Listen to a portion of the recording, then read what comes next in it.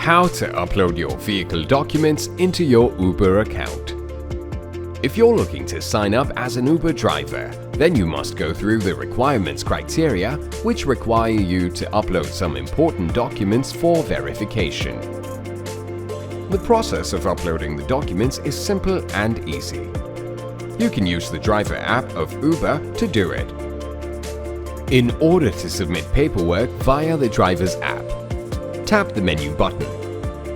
Select Account and then click on Vehicles.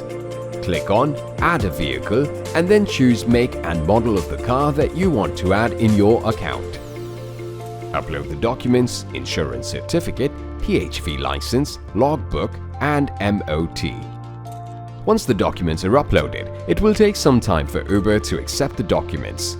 If the documents are rejected, upload the documents again. If Uber keeps rejecting your documents, call Uber support line. If you're looking to hire a PCO car service that cares about its customers, then G&M Direct Hire is here for you. G&M Direct Hire is a renowned PCO vehicle hire firm that provides PCO licensed car hire in London and many other regions outside of the city. Visit us now to find out more. gmdirecthire.co.uk